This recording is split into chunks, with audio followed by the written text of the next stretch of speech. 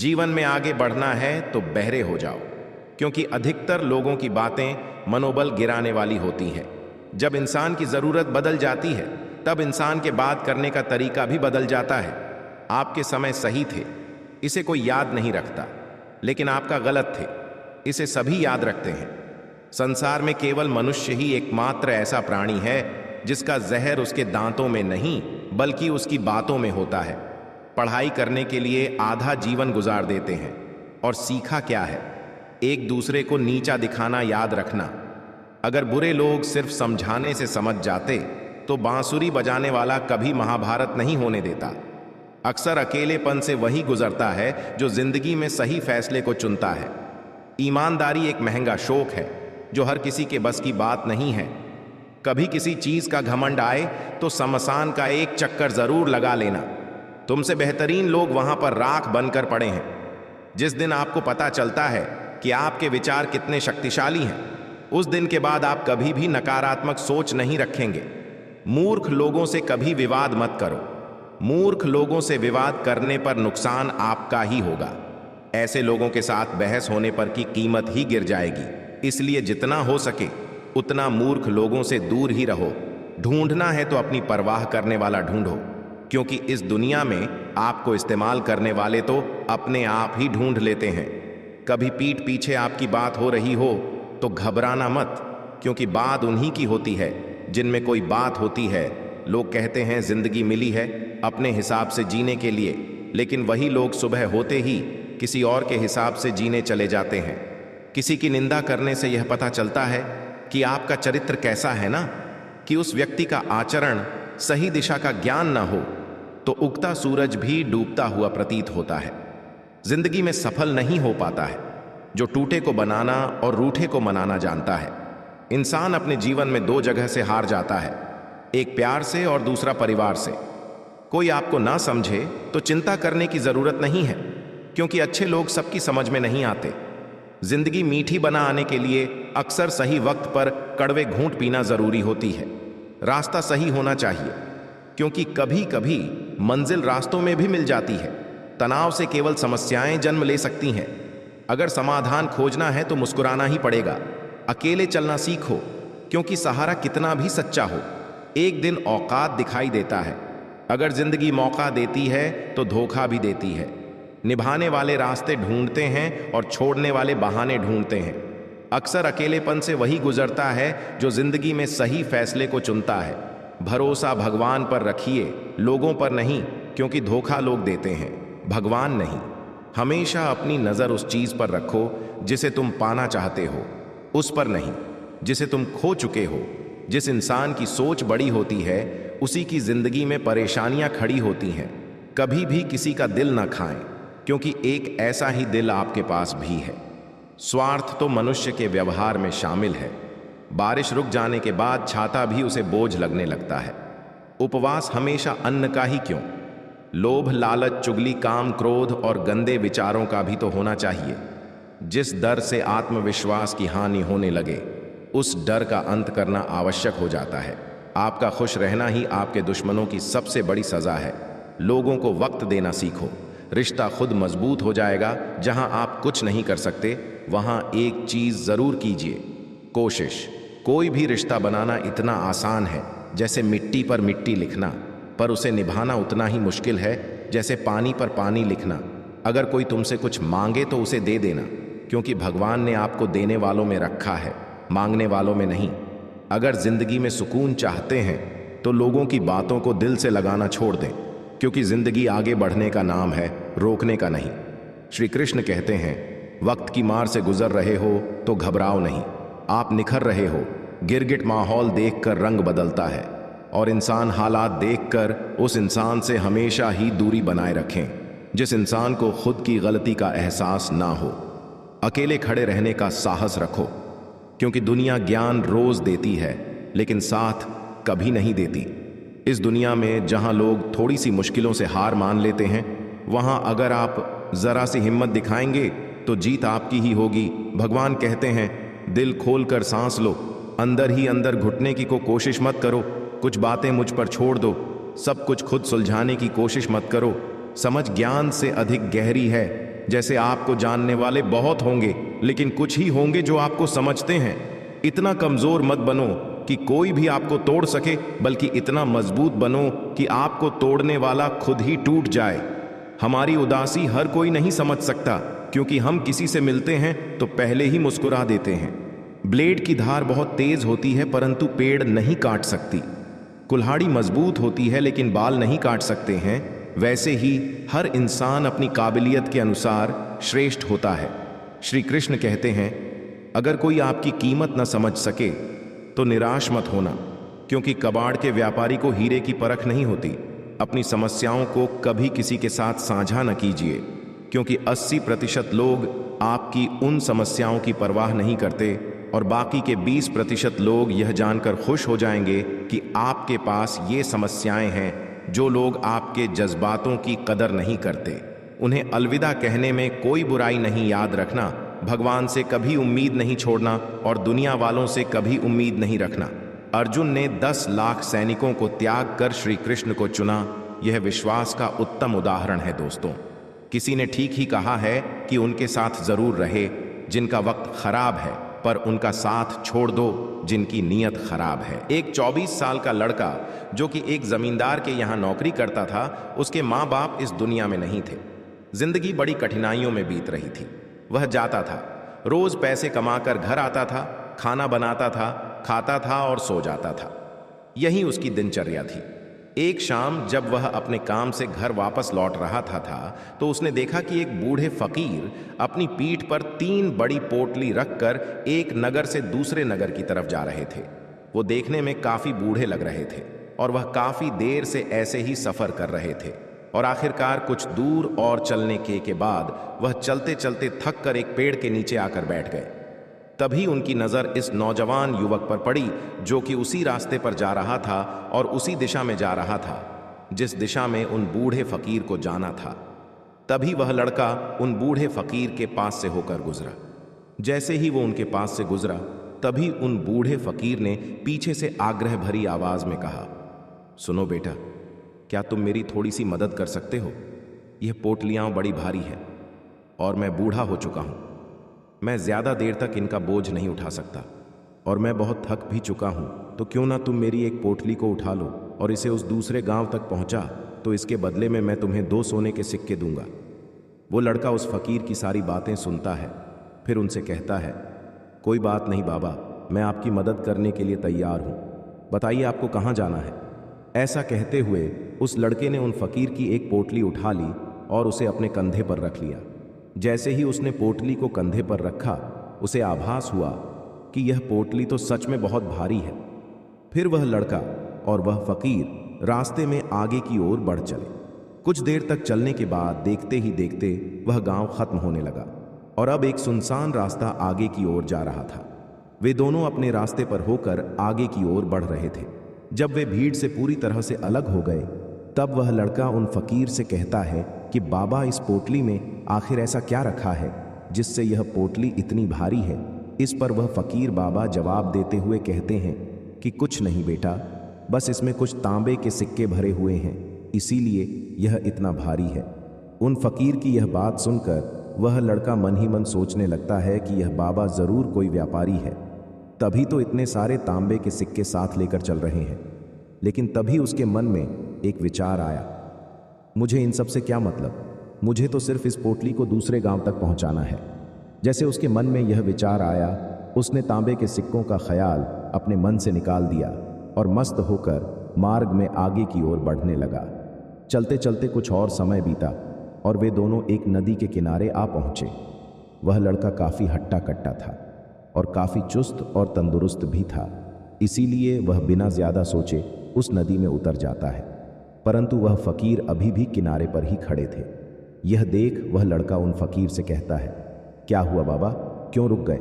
आइए, हमें इस नदी को पार करना होगा, तभी तो हम उस गांव तक पहुंच पाएंगे। इस पर वह फकीर उस लड़के से कहते हैं, मैं जानता हूं बेटा कि हमें यह नदी पार करनी ही होगी, पर जैसा कि तुम देख ही रहे हो, मैं बूढ़ा हो चुका है, इसीलिए यह 2-2 पोटलियां एक साथ लेकर यह नदी पार नहीं कर सकता। इसमें अगर मेरा पैर फिसल गया तो फिर मैं आगे का सफ़र कैसे पूरा करूंगा? मेरी एक पोटली और ले सकते हो। मैं तुम्हें इसके बदले भी 2 सोने के सिक्के और दूंगा। इस पर वार। लड़का मुस्कुराते हुए उन फकीर से कहता है, बाबा, अब आप मुझे शर्मिंदा कर रहे हैं। अगर आप मुझे सोने के सिक्के ना भी दें तब भी मैं आपका कार्य अवश्य करूंगा।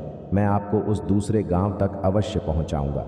इस पर वह फकीर मुस्कुराते हुए कहते हैं, बेटा, तुम तो बड़े ही भले आदमी मालूम पड़ते हो। इतना कहकर उन्होंने वह दूसरी गठरी भी उस लड़के को थमा दी। जब उस लड़के ने वह दूसरी गठरी अपने कंधे पर रखी तब उसे यह गठरी भी बहुत ज़्यादा भारी लगी, किंतु उसने वहाँ पर कुछ नहीं कहा। जैसे तैसे उन दोनों ने वह नदी पार की। नदी पार करने के बाद बातों ही बातों में उस लड़के ने उन फकीर से कहा, बाबा, आखिर इस दूसरी गठरी में क्या है, क्योंकि यह भी बहुत भारी है। इसका उत्तर देते हुए बाबा कहते हैं, बेटा, इस गठरी में चांदी के सिक्के हैं, इसीलिए इस गठरी में भी काफ़ी वजन है। उन फकीर की ये सारी बातें सुनकर अब उस लड़के का दिमाग तेजी से काम करने लगा। वह सोचने लगा, एक गठरी में तांबे के सिक्के हैं और दूसरी में चांदी के। ऐसा लग रहा है जैसे यह फकीर बाबा बड़ी दूर से आ रहे हैं और इन्होंने अपनी सारी ज़मीन जायदाद बेचकर ये सिक्के इकट्ठा किए हैं, इसीलिए तो यह इतना धन साथ लेकर चल रहे हैं। लेकिन वह लड़का उन फकीर बाबा से कुछ भी नहीं कहता और वे दोनों चुपचाप मार्ग में आगे की ओर बढ़ते चले जाते हैं। कुछ देर चलने के बाद आगे फिर एक सुनसान रास्ता आता है। उस सुनसान रास्ते पर आते ही उस नौजवान लड़के के मन में तरह तरह के विचार उठने लगे। वह सोचने लगा, अरे, यह तो सुनसान रास्ता है। अगर मैं ये सिक्के लेकर यहाँ से भाग जाऊं तो यह फकीर भला कब तक मेरे पीछे भागेंगे। मुझे नहीं लगता कि यह मुझे कैसे भी पकड़ पाएंगे और यहाँ कोई है भी नहीं जो इनकी मदद कर पाए। और वैसे भी ये बहुत सारे सिक्के हैं, मैं इनसे एक अच्छी दुकान खरीद सकता हूँ और ख़ुद का व्यापार भी शुरू कर सकता हूँ। और वैसे भी यह बूढ़ा फकीर अब इस धन का क्या करेगा, इससे अच्छा तो मैं ही से ले लेता हूँ। वह लड़का ये सब सोच ही रहा था कि तभी उसे खुद पर आश्चर्य हुआ। अरे, मैं ये सब क्या सोच रहा हूँ। फकीर बाबा ना जाने कहाँ से आ रहे होंगे और ना जाने कितनी मेहनत करके इन्होंने ये सिक्के इकट्ठा किए होंगे। मुझे इनका फ़ायदा नहीं उठाना चाहिए। नहीं नहीं, मुझे ऐसा नहीं करना चाहिए। उसने कुछ देर के लिए तो अपने मन के विचारों पर काबू पा लिया, किंतु कुछ देर बाद देखते ही देखते उसके मन के लालच भरे विचार उस पर हावी होने लगे। वह लड़का 2 पोटलियां लेकर उन फकीर के पीछे पीछे चल रहा था। कुछ दूर और चलने पर रास्ते में एक पहाड़ी आई। उसे देख वह फकीर बाबा उस लड़के से कहते हैं, बेटा, यह पहाड़ी में नहीं चढ़ पा लूंगा। मैं काफी बूढ़ा हो चुका हूं और मेरे घुटनों में भी दर्द रहता है। यदि तुम मेरी यह तीसरी गठरी भी ले लो तो मैं तुम्हें 2 सोने के सिक्के और दूंगा, लेकिन याद रहे, इसे कहीं गिराना मत, यह कहीं खोल ना जाए।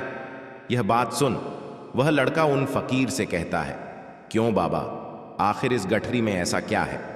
इस पर वह फकीर उस लड़के से कहते हैं, बेटा, इसमें सोने के सिक्के हैं। यह सुन वह लड़का मन ही मन बहुत प्रसन्न हुआ। उसने चुपचाप वह तीसरी गठरी भी उन फकीर से ले ली और दोनों बिना कुछ बोले आगे की ओर बढ़ चले। अब वह फकीर बिना कोई वजन लिए आराम से पहाड़ी की चढ़ाई चढ़ रहे थे, लेकिन वह नौजवान लड़का जो कि पीछे था वजन के कारण बहुत धीरे धीरे चल पा रहा था। लेकिन जब से उसने सोने के सिक्कों का नाम सुना था उसका मन तो छलांग मार रहा था। वह मन ही मन सोच रहा था कि अगर ये सारे सिक्के मुझे मिल आए तो मेरा जीवन तो बड़ी आसानी से कट जाएगा। वैसे भी यह फकीर तो बूढ़े चुके हैं, भला इन्हें इतने धन की क्या आवश्यकता। इनका जीवन तो वैसे भी कठिन चुका है। मैं एक काम करता हूं, यह सारा धन लेकर यहां से भाग जाता हूं। लड़के के मन में अनगिनत विचार चल रहे थे। लड़के का मन अब उसकी बुद्धि पर पूरी तरह से हावी हो चुका था। उस लड़के का मन अपनी बात को सही साबित करने के लिए उसे कोई भी तर्क दे रहा था, और तभी उसके मन में एक और विचार उठा। और अब की बार वह लड़का यह सोच रहा था कि लगता है यह फकीर बाबा कोई चोर है, नहीं तो इनके पास इतने सारे सोने के सिक्के कहां से आए।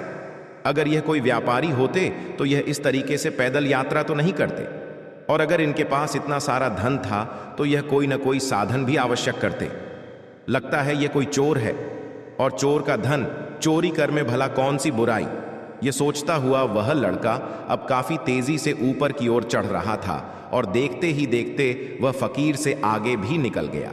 वह यह सोच रहा था कि जैसे ही इस पहाड़ी की चढ़ाई खत्म होगी और ढलान आएगी, मैं इन तीनों पोटलियाओं को लेकर भाग जाऊंगा, जिसके बाद यह सारा धन में हो जाएगा और मेरी गरीबी भी हमेशा हमेशा के लिए खत्म हो जाएगी। मेरे पास बहुत सारा धन होगा, फिर मैं जो चाहूंगा वह कर पाऊंगा। यह सब सोचते सोचते वह पहाड़ी की चोटी पर पहुंच गया और अब ढलान का रास्ता शुरू होने वाला था। तभी वह लड़का उन फकीर की नजरों से बचता हुआ तीनों गठरियां लेकर तेजी से भागता हुआ आगे निकल गया। अब उसे अपना शरीर बहुत हल्का महसूस हो रहा था, जैसे कि उसे उन तीनों गठरियाओं का वजन तक नामालूम पड़ रहा हूं। काफी देर तक दौड़ते भागते, लोगों की नजरों से बचते बचाते वह सुनसान रास्तों से होता हुआ किसी तरह अपने घर पहुंचा। उसकी खुशी का कोई ठिकाना नहीं था। उसने सोचा, क्यों ना मैं जल्दी जल्दी इन सभी पोते लिया से सारे सिक्के निकालकर उन्हें कहीं छुपा दूं। यह सोचकर जब उसने गठरी खोली तो पहली गठरी में उसे जंग लगे हुए लोहे के सिक्के मिले। यह देखकर उसे अपनी आंखों पर विश्वास नहीं हुआ। इस पर उसने तुरंत ही दूसरी गठरी भी खोल डाली। इस पर भी उसे जंग लगे हुए लोहे के सिक्के ही मिले। यह सब देखकर वह लड़का बड़ा हैरान हुआ। उसने मन ही मन कहा, आखिर यह सब क्या हो रहा है? उन फकीर ने तो मुझसे कुछ और ही कहा था। अब उसने वह तीसरी सोने वाली गठरी खोली। उसमें भी लोहे की जंग लगे सिक्के ही निकले। यह देखकर वह लड़का बड़ा क्रोधित हुआ। आखिर उन फकीर ने मुझसे झूठ क्यों कहा? उन्होंने ऐसा क्यों कहा कि एक गठरी में तांबे के सिक्के हैं, दूसरी में चांदी के और तीसरी में सोने के? वह यह सब सोच रहा था कि तभी उसकी नजर उस गठरी के अंदर पड़े एक पत्र पर पड़ी। उसने तुरंत वह पत्र उठाया और पढ़ने लगा। उस पत्र में लिखा था, यह पूरा नाटक एक ईमानदार व्यक्ति की खोज करने के लिए रचा गया है। मैं इस राज्य का राजा हूं, मेरी कोई संतान नहीं है, इसीलिए मैंने यह षड्यंत्र रचा है ताकि मैं अपने राज्य से किसी एक ऐसे ईमानदार व्यक्ति की खोज कर सकूं जो मेरे बाद इस राज्य का राजा बन सके और राज्य भार को संभाल सके, और इस राज्य भार को वही संभाल सकता है जो पूरी तरह से ईमानदार हो, जिसके मन में किसी प्रकार का कोई लालच न हो। पत्र पढ़ते ही वह लड़का जोर जोर से चिल्लाने लगा और अपना सिर पकड़कर बैठ गया। वह यह जानता था कि अगर वह अपने मन के विचारों पर नियंत्रण कर लेता तो उसका जीवन बदल सकता था, लेकिन अफसोस कि वह अपने मन के विचारों पर नियंत्रण नहीं कर पाया। दोस्तों, महात्मा बुद्ध कहते हैं कि विचार ही सब कुछ है, जैसा हम सोचते हैं वैसे ही बन जाते हैं। इसीलिए हमारा सबसे बड़ा दुश्मन भी हमें उतना नुकसान नहीं पहुंचा सकता जितना कि हमारे मन के यह अनियंत्रित विचार पहुंचा सकते हैं। महात्मा बुद्ध कहते हैं कि अपने मन को ध्यान से देखो। हमारे मन में जो विचार चलते हैं वही विचार शब्द बनते हैं और विचार ही कम के रूप में प्रकट होते हैं। बार बार दोहराने पर कम आदत में बदलता है और समय के साथ धीरे धीरे ये आदतें हमारे चरित्र का गठन करती हैं और आगे चलकर यही चरित्र हमारे भाग्य का निर्माण भी करता है। इसीलिए हमारा अपने विचारों के प्रति सजग रहना बेहद आवश्यक है। हमारा जागरूक रहना बेहद आवश्यक है। हमारा इस पर ध्यान देना जरूरी है कि हमारे मन में किस तरह के विचार उठ रहे हैं। कहते हैं कि कमजोरी हमेशा छोटे विचार से शुरू होती है।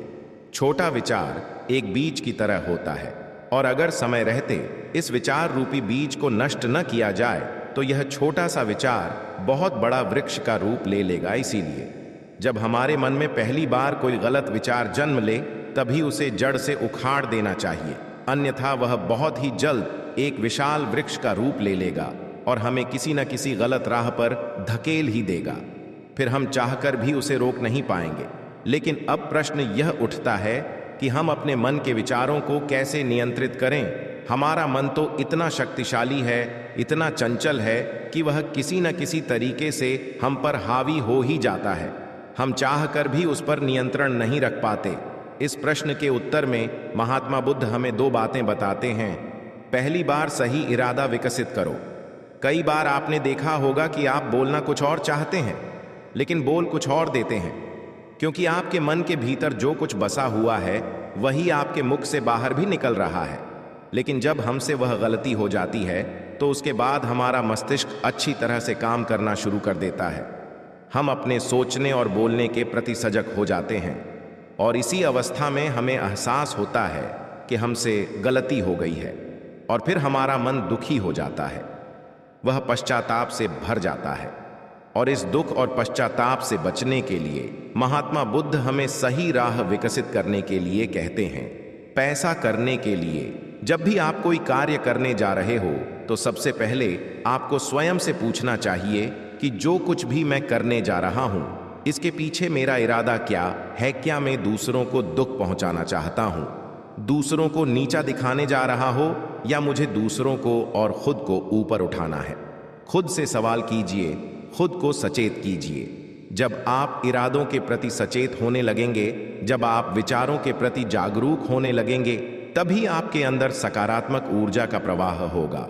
तभी आप सकारात्मक इरादों से जुड़ने लगेंगे और आपके अंदर बैठी हुई नकारात्मक ऊर्जा और नकारात्मक इरादे दिन प्रतिदिन कम होने लगेंगे। परंतु स्मरण रहे, आपको यह हर दिन करना होगा और आपको हमेशा इस बात का ध्यान रखना होगा कि आपको केवल अच्छा सोचना है और आपके इरादे हमेशा सही होने चाहिए।